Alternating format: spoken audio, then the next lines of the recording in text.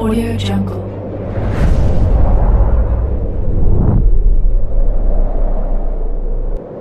Yo, balik lagi bersama Mimin Kuat TV. Kali ini kita akan lanjutkan pembahasan dari cerita I'm Trapped in This Day for 1000 Years. BTW yang nyari episode sebelumnya Mimin tempel di deskripsi beserta dengan playlistnya. Dan jangan lupa untuk join saluran WA untuk info terupdate dari Mimin. Linknya ada di deskripsi. Tanpa berlama-lama, yuk kita masuk ke alur ceritanya.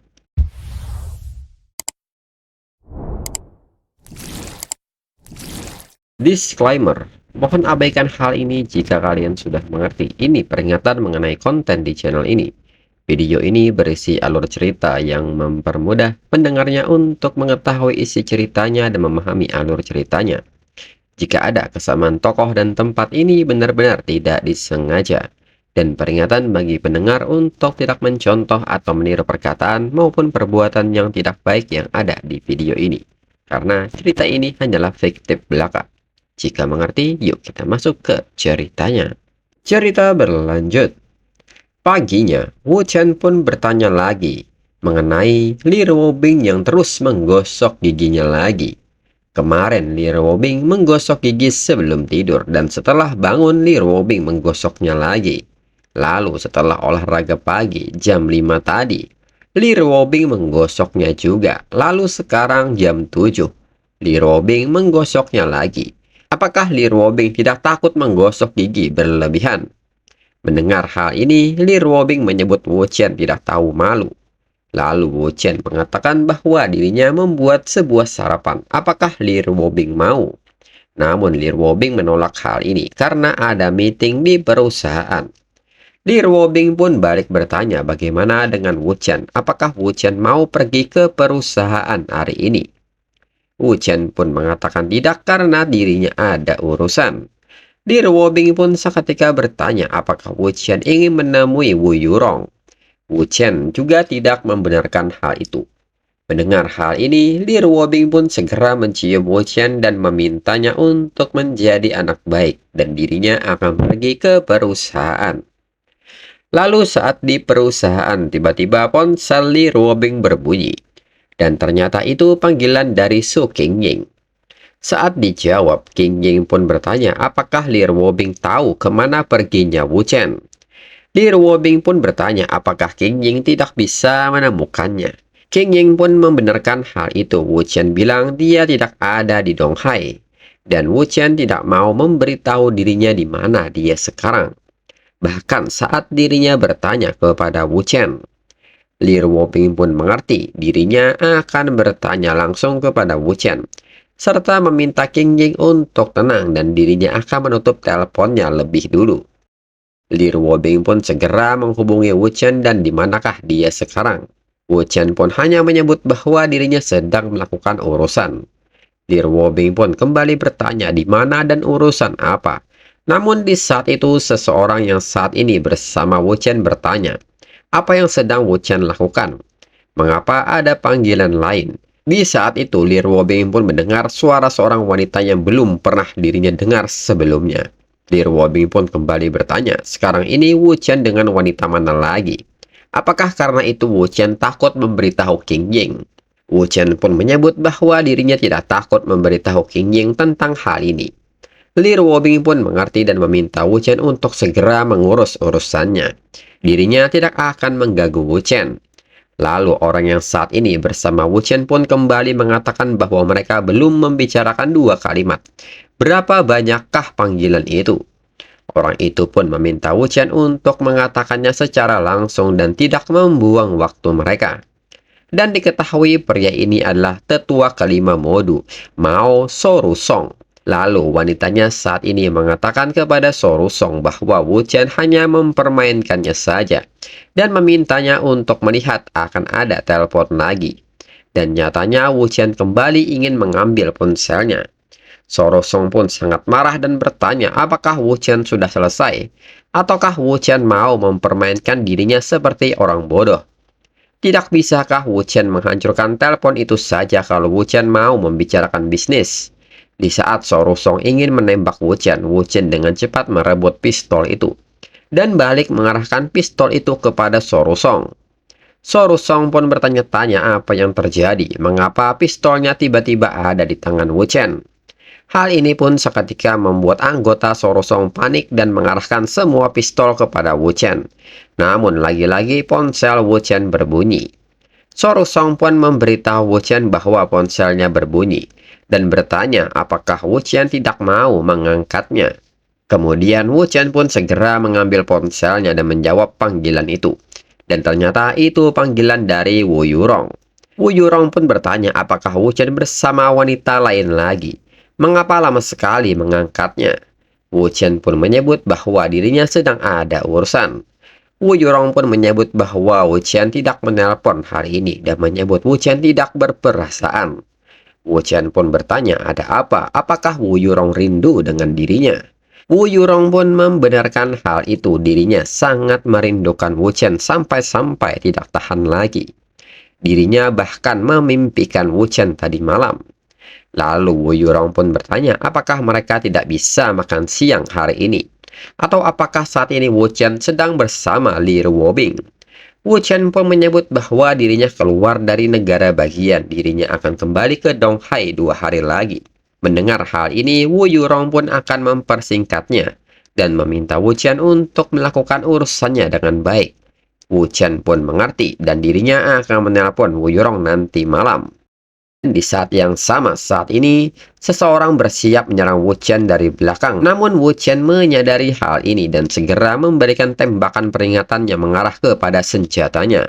Dan Wu Chen pun terus menembak senjata yang melayang itu tepat sasaran beberapa kali. Hal ini pun membuat semua orang terdiam. Dan kembali Wu Chen mengarahkan pistolnya kepada Sorosong. Sorosong pun seketika berlutut dan menyebut bahwa dirinya tidak tahu siapa yang mengirim Wu Chen untuk mengejarnya. Dirinya akan memberi 20 juta atau 50 juta agar Wu Chen mau melepaskannya. Namun Sorosong sendiri menilai bahwa 50 juta itu sepertinya tidak sepadan. Hidupnya lebih penting. Dengan ini Sorosong akan memberi Wu Chen lebih banyak. Sorosong pun kembali meminta Wu Chen untuk tidak membunuhnya. Dirinya akan memberi Wu Chen 100 juta. Tidak peduli berapa banyak mereka membayar Wu Chen, dirinya akan menambahkan 100 juta lagi di atasnya. Wu Chen pun seketika mengatakan bahwa dirinya cuma benci orang yang mengumpatnya. Wu Chen pun mengajak Sorosong untuk berbicara secara empat mata. Mendengar hal ini, Sorosong pun segera meminta semua orang untuk keluar. Kemudian Wu Chen pun meminta Sorosong untuk bangun serta memberitahu Sorosong masih ada 1 peluru lagi di pistolnya. Serta meminta Sorosong untuk menyimpannya dan hati-hati jangan sampai melukai siapapun secara tidak sengaja. Sorosong pun menyebut Wu Chen sangat lucu, mana mungkin dirinya bermain-main dengan senjata di depan Wu Chen. Kemudian Wu Chen mengatakan bahwa 3 tahun yang lalu Sorosong mengatur kecantikan Yang Chai untuk Ding Ruilong dan mengacaukan investasi Ding di Modu dengan menguping. Wu Chen dengar Sorosong menjodohkan seseorang yang lebih muda dan lebih cantik lagi untuk Ding. Wu Chen pun seketika bertanya apa yang Sorosong mainkan sekarang. Sorosong pun sangat kaget mendengarnya. Triknya dengan Ding Ruilong terungkap. Sorosong pun bertanya apakah Ding Ruilong yang mengirim orang ini. Sorosong pun merasakan firasat buruk tentang hal ini. Lalu Wu Chen kembali mengatakan bahwa Sorosong menghabiskan 20 tahun membawa bar 9 derajat ke puncak Modu. Hanya dengan ini saja menghasilkan keuntungan lebih dari 30 juta setiap bulan. Belum lagi hiburan Modu Dingsang, KTV Raja Emas Modu, perusahaan akting model seni emas Modu, perusahaan pembuatan film kayu emas Modu, dan masih banyak lagi properti lainnya. Sorosong seharusnya bernilai lebih dari 30 miliar. Mendengar semua ini, Sorosong menilai bahwa ini tidak terdengar seperti perkataan dari seorang pembunuh yang dikirim oleh Ding Ruilong. Wu Chen menyelidiki latar belakangnya secara detail. Sorosong pun bertanya-tanya apakah 100 juta tidak cukup. Wu Chen pun meminta Sorosong untuk tidak panik, biarkan dirinya menyelesaikannya. Terakhir kali, Sorosong terpaksa menipu Ding Ruilong karena itu permintaan dari keluarga Gu dari Modu. Sorosong juga tidak menyangka bahwa Wu Chen juga membawa-bawa keluarga Gu. Su Rosong pun bertanya-tanya apa yang Wu Chen inginkan. Kemudian Wu Chen kembali mengatakan bahwa meskipun mereka tidak menduduki peringkat teratas di antara keluarga besar di Modu, mereka juga tidak jauh dari peringkat teratas karena hubungan luas yang mereka jalani secara lokal. Karena Su Rosong bekerja di Modu, akan lebih aneh jika Su Rosong tidak dekat dengan keluarga Gu. Dan kembali ucapan Wu Chen membuat Su Rosong kaget dan menilai bahwa Wu Chen bahkan berpikir dari sudut pandangnya. Su Rosong sendiri tidak mengerti tindakan Wu Chen. Su Rosong pun mengatakan apa yang Wu Chen inginkan. Wu Chen pun menyebut bahwa Su Rosong melakukan pekerjaan luar biasa dengan Ding Ruilong. Su Rosong pun bertanya apakah Wu Chen menaruh dendam kepada Ding Ruilong. Wu Chen pun membenarkan hal itu. Su Rosong pun seketika tertawa dan menyebut bahwa seharusnya Wu Chen langsung bilang saja. Wu Chen telah membuatnya takut setengah mati. Dengan ini, mereka benar-benar teman dan juga sekutu. Su Rosong pun seketika meminta Wu Chen untuk duduk dan membicarakannya secara perlahan. Kemudian Wu Chen pun mengatakan bahwa dirinya dengar Su Rosong menjaga He King. Su Rosong pun kaget mendengar kata He King ini. Su Rosong pun ingat pertama kali dirinya bertemu dengannya. Yang terpikir oleh Su Rosong hanyalah melahapnya, tapi aura khas yang memperingatkannya kalau wanita itu sangat berbahaya. Jadi dirinya menyelidikinya. Su Rosong diam-diam mengamatinya dan memahami kalau kesepian di matanya adalah nyata. Dirinya hampir tidak bisa mengendalikan diri dan ingin membantunya. Tapi Su Rosong tahu bahaya yang akan dirinya hadapi jika dirinya melakukan itu. Su Rosong tidak bisa menahan diri dan terus mengawasinya secara diam-diam untuk menghentikan laki-laki lain mendekatinya. Salah satu bagiannya adalah menghentikan orang lain mengambil apa yang tidak bisa dirinya ambil. Bagian lainnya adalah menjual bantuan Ding Ruilong sebagai imbalan atas exposure. Dan Wu Chen tiba-tiba menyebut He King. Tidak heran Wu Chen bilang dia punya dendam terhadap Ding Ruilong. Dan dirinya mengerti. Wu Chen pasti sudah merencanakan sejak awal. Hanya dengan memiliki kekasih seperti ini akan membuat He King tidak takut dengan Ding Ruilong. Lalu, Su Rosong pun menyebut bahwa dirinya mengerti dan bertanya apakah Wu Chen ingin dirinya mengaturnya untuknya. Su Rosong akan memastikan Wu Chen bersenang-senang. Wu Chen pun seketika tersenyum dan bertanya apa yang Su Rosong bicarakan. Dirinya ingin membawanya ke Donghai. Su Rosong pun tertawa dan bertanya apakah Modu tidak cukup untuk Wu Chen. Wu Chen sedang memilih tempat sekarang. Wu Chen pun tidak membenarkan hal itu.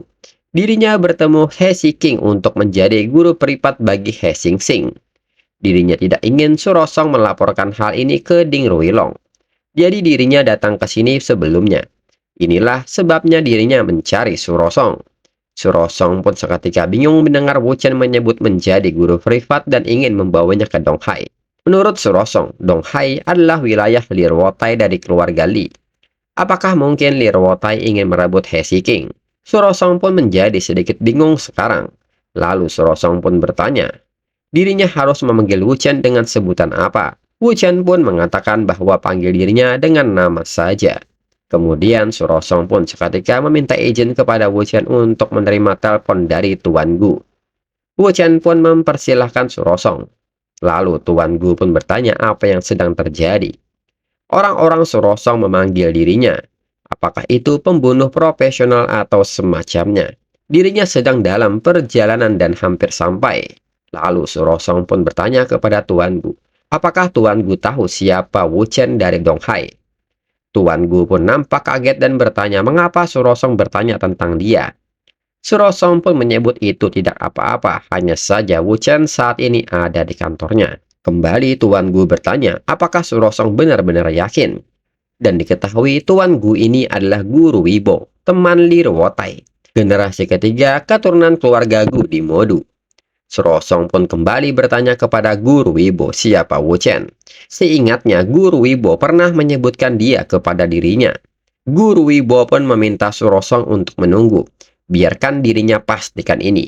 Dirinya tidak yakin dan dirinya akan segera tiba di sana. Lalu Wu Chen pun bertanya apakah Guru Wibo akan datang. Su Rosong pun mengiyakan hal itu dan bertanya apakah Wu Chen mengenalnya. Dalam pikiran Su Rosong mengapa harus berputar-putar jika mereka pada akhirnya saling mengenal. Namun Wu Qian sendiri menjawab tidak tahu, tapi dirinya tahu tentang dia.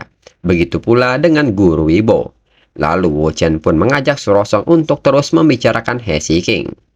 Saat mereka terus membicarakan soal He King, tiba-tiba ponsel Wu Qian berbunyi, dan ternyata itu dari Li Ruotai.